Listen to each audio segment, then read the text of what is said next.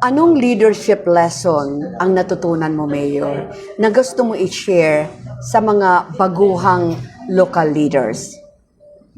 Ako naman, grabe yung politika ng First District mula noon. Nung magsimula ka? Talagang yun ang nakita kong malaking problema. Pagkaupo ko bilang mayor ng 2019, ang inisip ko, paano ko mabago yung Matuginaw. Ang ginawa ko, hindi ako nagtanim ng galit doon sa hindi sa akin bumuto at saka nagpahirap. Bagkus, niyakap mo. Niyakap ko lahat, Yes. sinervisyohan ko lahat. Yun yung naging point Challenge na, din. na ipakita ko sa kanila na yung gobyerno hindi yung may dapat pantay-pantay, hindi yung may political division. Yung iniisip ko. Kaya yun, 2 bisis na yung second term at saka yung last term ko ngayon, wala akong kalaban sa Matuginaw. Maganda naman. Congrats for that, Mayor.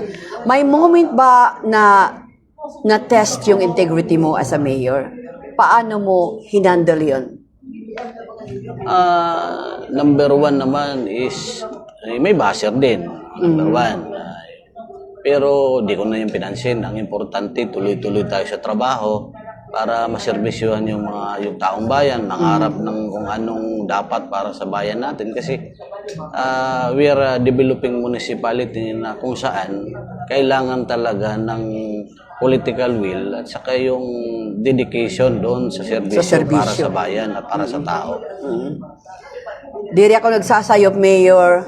If I'm not mistaken, tuloy-tuloy ang pagpalago mo pag-develop mo ng ating turismo sa Matuginaw. Anong hidden gems ng Matuginaw na dapat i-discover ng mga tao? Bakit dapat ito nila bisitahin ang bayan ng Matuginaw?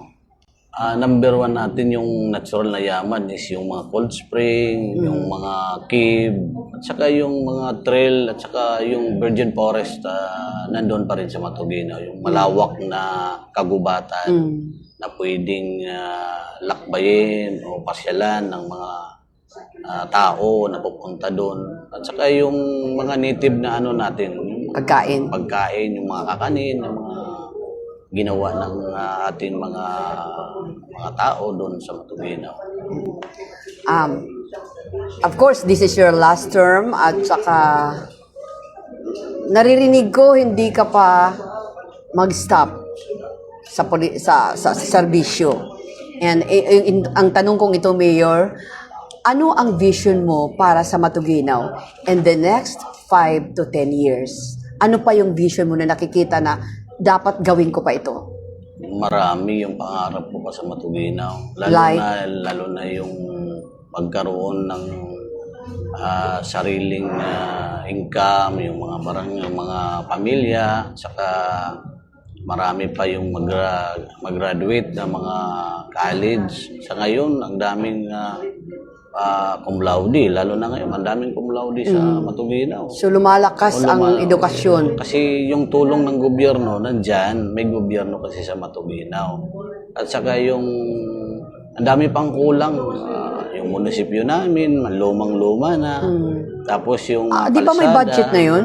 Tama ba? Wala pa. But meron na? Nangako naman na yung mga mga partners sa agency na nandoon sa taas na sa posisyon. So naman sila, nangako na lalagyan tayo ng bagong munisipyo, lalo na si Congressman Jimboy. So ang dami pa yung mga kalsada para totally wala na talaga yung madali na yung pag-transport ng mga agriculture products ng mga farmers natin. Tsaka yung edukasyon, lahat sana ng barangay magkaroon ng elementary school kasi may remaining barangay pa. Tsaka yung sa ngayon ang pupukusan natin yung nutrition kasi kasali pa yung Matuginaw doon sa malnutrition. So yun yung ipa-priority natin for the next year or succeeding year para wala na talaga malnourished sa Matuginaw. Okay.